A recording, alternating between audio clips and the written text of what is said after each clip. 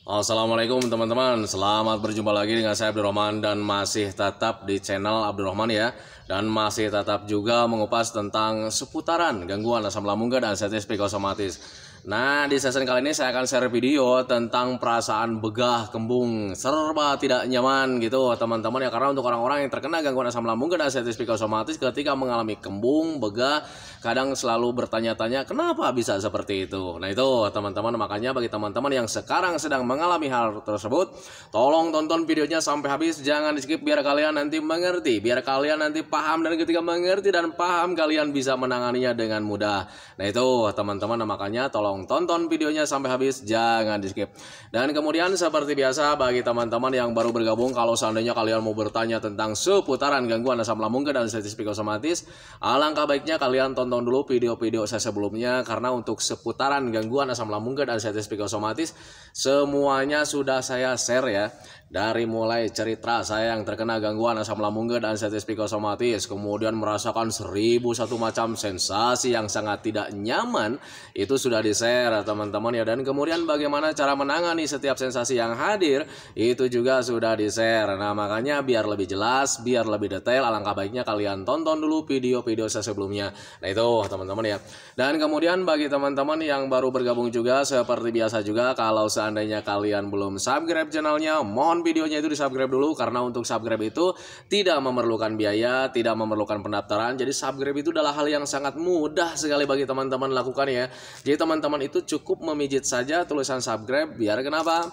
Jujur ya, biar videonya itu cepat berkembang dengan baik. Dan kalau seandainya videonya itu berkembang dengan baik, sudah barang tentu itu akan menambah semangat tersendiri buat saya untuk terus nge-share tentang seputaran gangguan asam lambung dan anestesi psikosomatis ini terhadap kalian. Kemudian yang lebih penting dan yang lebih utamanya, tekan juga tombol lonceng sama tombol like-nya ya, biar kalian itu dapat notifikasi atau pemberitahuan video saya yang terbaru. Karena saya itu akan terus nge-share tentang seputaran gangguan asam lambung dan anestesi psikosomatis ini terhadap kalian, dengan tujuan semoga saja videonya itu menjadi wasilah atau jalan keluar bagi kalian yang sedang mengalami gangguan asam lambung dan anestesi psikosomatis hingga membaik ya, apalagi sampai sembuh total. Amin ya robbal alamin. Ya minimal hanya memberikan motivasi saja, atau lebih minimalnya lagi hanya sekedar menemani kalian yang sekarang sedang merasakan ini itunya dari gangguan asam lambung dan anestesi psikosomatis. Nah itu teman-teman ya. Nah kembali lagi ke topik utama teman-teman ya. Untuk orang-orang yang terkena gangguan asam lambung dan anestesi psikosomatis banyak sekali mengalami sensasi ya. Dari ujung rambut sampai ujung kaki ada aja yang dirasa teman-teman ya. Nah, makanya untuk orang-orang yang terkena gangguan asam lambung dan anestesi psikosomatis selalu bilang bahwa sensasinya itu adalah sensasi 1001 macam sensasi. Nah itu teman-teman ya, karena saking banyaknya gitu teman-teman ya, saking banyak sensasi dari gangguan asam lambung dan anestesi psikosomatis. Kadang ketika kita tangani sensasi yang sudah hadir gitu teman-teman, selang 1 hari atau 2 hari kemudian sensasi yang lainnya itu hadir lagi. Nah itu teman-teman ya, makanya untuk orang-orang yang terkena gangguan asam lambung dan anestesi psikosomatis selalu mengalami kebingungan gitu teman-teman ya. Ada apa ini dengan gangguan ini? Kemarin merasakan ini, sudah ditangani, timbul sensasi yang lain. Yang ini ditangani, kemudian selanjutnya timbul lagi sensasi yang lain.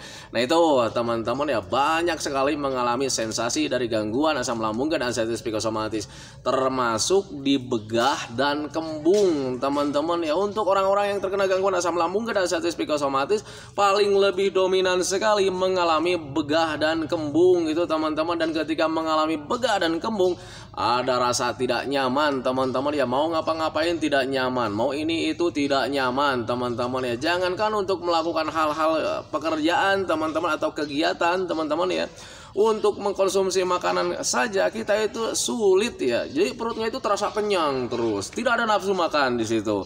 Nah itu teman-teman, padahal pencernaan kita itu serasa kenyang itu bukan dari makanan, tetapi dari gas yang berlebih. Nah itu teman-teman, itu sepengalaman saya dulu saat terkena gangguan asam lambung dan anestesi psikosomatis. Dan ketika dulu sebelum sebelum memahami penyebabnya, kadang ketika kembung itu selalu kepikiran kemana-mana. Karena untuk orang-orang yang terkena gangguan asam lambung dan anestesi psikosomatis itu lebih cenderung ke hal-hal yang menakutkan gitu teman-teman. Kita takut bahwa gangguan ini gangguan yang berbahaya, kita takut bahwa penyakit ini penyakit yang berbahaya dan sebagainya. Nah itu teman-teman, makanya wajar ketika orang-orang yang terkena gangguan asam lambung dan sensitif psikosomatis ketika belum tahu penyebabnya berpikirnya kemana-mana ya, ke hal-hal yang menakutkan. Nah itu teman-teman ya. Nah makanya di sini saya akan jelaskan sesuai pengalaman saya, kembungnya dari mana, begahnya dari mana, biar kalian itu minimal tidak ketakutan ya, dan kemudian kalian itu bisa menanganinya dengan mudah. Karena untuk seputaran gangguan asam lambung dan sensitif psikosomatis itu adalah gangguan rumahan, bisa dijelaskan dengan logika, kemudian bisa ditangani secara mudah gitu teman-teman ya. Semuanya sensasi rumahan dari gangguan asam lambung dan sensitif psikosomatis itu teman-teman ya, termasuk di begah dan kembung teman-teman ya. Nah kenapa untuk orang-orang yang terkena gangguan asam lambung dan sensitif psikosomatis selalu mengalami begah dan kembung itu dikarenakan asam lambungnya itu belum normal teman-teman ya. Jadi ketika kalian mengkonsumsi makanan apapun itu pencernaannya itu selalu menimbulkan gas gitu teman-teman. Akhirnya ya kita itu kembung ya, sering kembung, sering begah gitu teman-teman ya. Nah kenapa asam lambung kita itu bisa menjadi tidak normal? Karena kembali lagi ya, yang namanya semua orang pasti mengalami gangguan teman-teman ya. Mungkin bisa terkena gangguan sakit gigi, demam dan sebagainya, termasuk asam lambung juga bisa gagal fungsi teman-teman. Nah tetapi untuk gagal fungsi ini ya itu tidak berbahaya, sebetulnya bisa membaik dengan sendirinya teman-teman ya. Yang sebetulnya yang harus kalian betulkan itu, kalian harus bisa menerima toh semua orang itu, semua makhluk hidup itu pasti mengalami sakit, termasuk saat ini saat terkena gangguan asam lambung dan sensitif psikosomatis. Dan apakah bisa sembuh total? Bisa teman-teman ya, karena untuk seputaran gangguan asam lambung dan sensitif psikosomatis itu adalah gangguan rumahan, termasuk di begah itu teman-teman, begah dan kembung. Begah dan kembung karena asam lambungnya sedang tidak normal, bisa karena kapasitasnya bertambah, bisa karena pH-nya atau nilai keasamannya yang bertambah. Nah itu tidak normal, seharusnya keasamannya itu stabil ya, stabil. Ada juga peningkatan keasamannya mungkin sedikit gitu teman-teman ya, hanya untuk membantu menguraikan makanan saja. Nah itu teman-teman, nah sialnya untuk orang-orang yang terkena gangguan asam lambung dan sensitif psikosomatis, ketika asam lambungnya tidak normal itu sering mengalami menimbulkan gas atau udara yang berlebih teman-teman, sehingga ya kita itu tidak nyaman gitu teman-teman ya, perutnya terasa kembung terasa begah gitu teman-teman ya. Dan kadang ketika kembung dan begah kita cuma duduk gini doang merasa-rasakan. Nah itu teman-teman ya.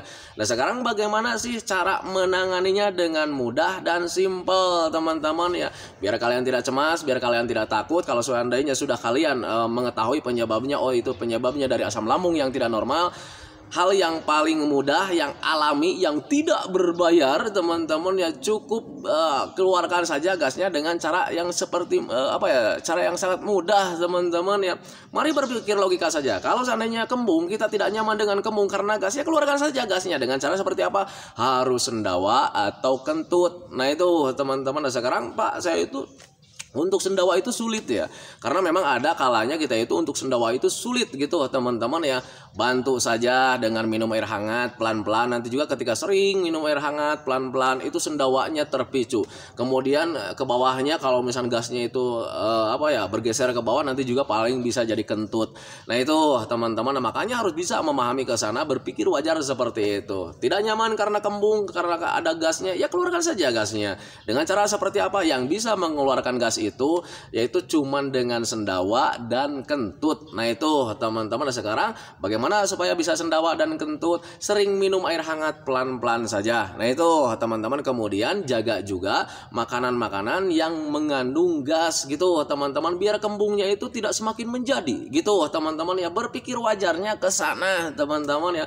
Nah makanya untuk orang-orang yang terkena gangguan asam lambung dan sensitif psikosomatis, jangan takut karena kembung, jangan takut karena begah. Kalau seandainya kalian takut dengan kembung, takut dengan begah, berarti ada mental yang terganggu di situ. Lah iya, harus bisa diterima teman-teman ya. Dulu sebelum kalian diagnosa sama dokter bahwa kalian punya asam lambung, untuk kembung dan begah itu merupakan hal sangat biasa teman-teman ya. Bahkan ketika kalian duduk kemudian kalian itu suka kentut, banyak teman-teman yang bilang, kenapa lu sering kentut? Gak tahu nih, begah nih. Kan biasa-biasa saja teman-teman ya. Kenapa kalian dulu itu mengalaminya biasa-biasa saja dan menganggapnya biasa-biasa saja? Karena tidak ada mental yang terganggu di situ gitu teman-teman. Nah sekarang saat kalian terkena gangguan asam lambung dan diabetes psikosomatis, ada begah itu kalian sewot, kalian bingung, kalian resah, kalian gelisah, kalian takut. Ya itu berarti kalian itu ada mental yang terganggu gitu teman-teman ya, ada trauma di situ. Kalian trauma terhadap hal-hal yang tidak diinginkan. Ketika begah kalian berpikirnya, wah ini jangan-jangan penyakit yang berbahaya, wah ini jangan-jangan gangguan yang bisa mematikan. Padahal untuk gangguan asam lambung dan diabetes psikosomatis itu tidak menyebabkan kematian. Tanya saja ke dokternya, lebih ahli, lebih jago, lebih tahu, lebih mengetahui gitu teman-teman ya. Jadi jangan kalian itu mendengarkan informasi-informasi negatif. Hati-hati loh, asam lambung itu bisa menyebabkan kematian. Hindari pemikiran-pemikiran seperti itu, hindari informasi-informasi seperti itu. Kalau sudah dinyatakan sama dokter itu asam lambung itu tidak berbahaya, ya sudah, dokter lebih tahu teman-teman ya. Nah tetapi sialnya untuk orang-orang yang terkena gangguan asam lambung dan diabetes psikosomatis lebih mempercayai informasi-informasi negatif. Kenapa bisa seperti itu? Karena sifat-sifat anxiety disorder itu lebih cenderung mempercayai informasi-informasi negatif. Kenapa bisa seperti itu? Karena sistem pertahanannya kita sedang benar-benar waspada karena ada trauma di situ. Jadi hal apapun selalu diwaspadai. Nah itu teman-teman ya, terima saja itu bahwa kalian itu sekarang itu sedang benar-benar waspada. Kalau seandainya banyak ketakutan, waspada dari mana? Karena ada trauma di situ. Trauma terhadap apa? Terhadap hal-hal yang tidak diinginkan. Nah sekarang kalau seandainya sudah tahu, oh ternyata begah dan kembung itu tidak berbahaya. Terus saya harus gimana Pak? Yang harus kalian lakukan itu keluarkan gasnya dengan cara sederhana, sering minum air hangat pelan-pelan. Kemudian selanjutnya untuk mengatur pola pikir biar kalian tidak mengalami ketakutan, belajar masa bodoh saja. Nah itu teman-teman, kenapa harus saya katakan belajar masa bodoh? Karena kan kita sudah tahu ya, begah dan kembung itu merupakan hal yang sangat biasa.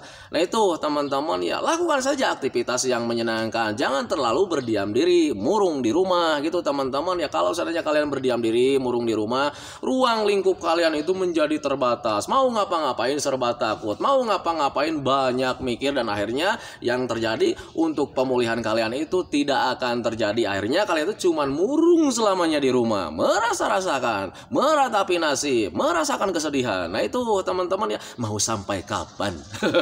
Nah itu teman-teman ya. Tetapi dulu juga samalah, ketika saya belum memahami bahwa itu cuman kembung biasa, ya akhirnya ketika kembung itu sering mengeluh ya ke istri, keluarga itu, bu kembung nih gitu kan. Seperti itulah, karena orang-orang yang terkena gangguan asam lambung dan diabetes psikosomatis itu paling tidak mau sekali merasakan hal negatif sedikit pun. Nah itu teman-teman ya, karena ya mentalnya sedang terganggu.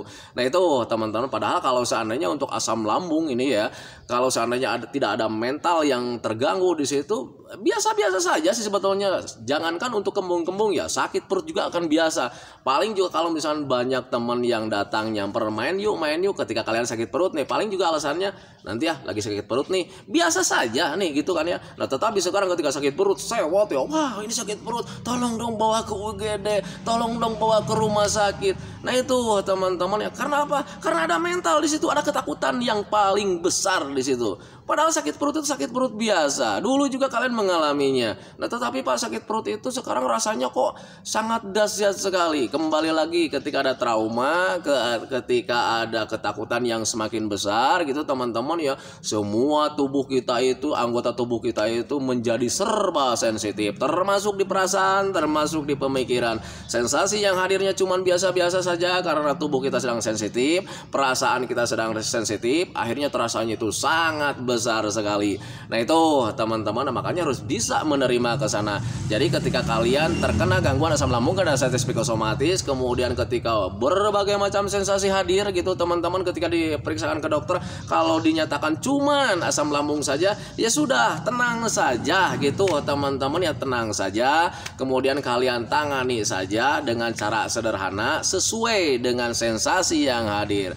Sering kembung, begah, kalian cuman sering minum air hangat pelan-pelan saja, minimal 8 gelas dalam sehari. Nanti juga kembung dan begahnya itu hilang dengan sendirinya. Itu yang pertama. Kemudian ketika ada kelayangan, kenali saja kelayangan itu, bahwa kelayangan itu dari keseimbangan tubuh yang sedang terganggu. Bisa karena asupannya yang kurang kurang terpenuhi untuk tubuh. Kemudian bisa juga karena ada stres di situ, karena stres atau cemas berlebih itu bisa menguras energi kita dengan cepat. Tangani saja kedua-duanya dengan cara sederhana. Banyak makan, sering makan, hindari stres dengan cara sering melakukan aktivitas atau hobi-hobi yang menyenangkan. Nanti juga semuanya bakalan terlewati.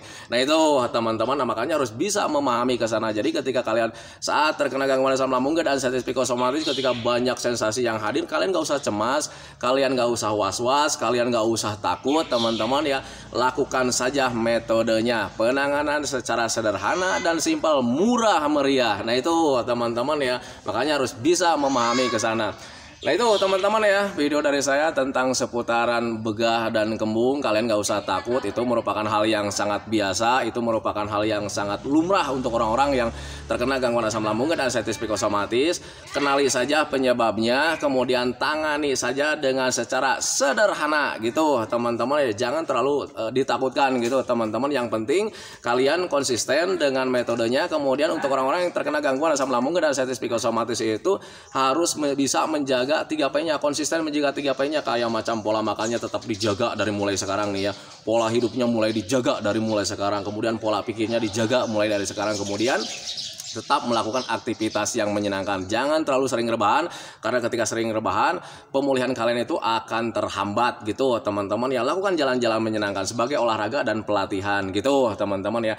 Nah itu teman-teman ya, video dari saya tentang seputaran kembung dan begah. Semoga saja videonya itu menjadi wasilah buat kalian. Semoga saja videonya itu menjadi pencerahan buat kalian. Ya minimal hanya sekedar menemani kalian lah yang sekarang sedang merasakan tidak nyamannya dari gangguan asam lambung dan anxiety psikosomatis. Kemudian seperti biasa, sebelum saya akhiri videonya, saya selalu mendoakan sama teman-teman itu, semoga saja teman-teman itu cepat sehat lagi, cepat sembuh lagi, cepat kembali lagi keadaan kalian yang dulu, baik semangatnya, moodnya, tertawanya, pokoknya kehidupan kalian yang berwarna itu semoga saja cepat kembali lagi, karena memang saya yakin 100% bahwa keadaan kalian yang dulu itu sangat dirindukan sekali. Nah itu teman-teman ya. Kemudian doakan saya juga teman-teman ya, agar saya itu tetap sehat, tetap kuat, tetap ceria, agar masih bisa tetap menemani kalian.